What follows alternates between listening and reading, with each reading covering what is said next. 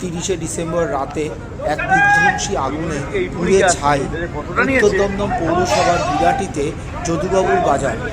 এটি সাধারণত রাতে বসে, রাতের বাজার নামেই খ্যাত।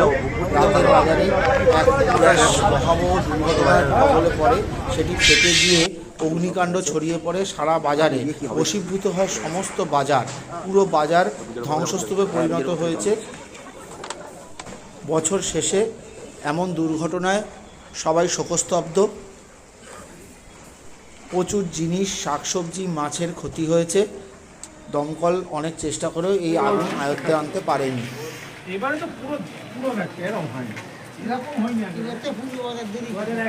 এখন ওই সাইডটুকু হয়েছিল আমার জন্য আগুনটা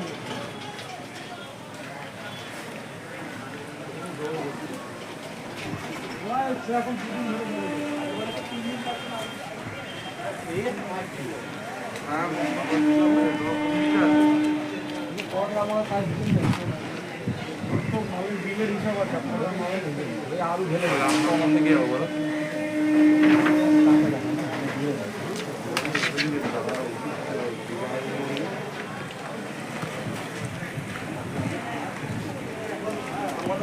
আমি তো দিনে দেখাই যাও। হ্যাঁ দেখালাম।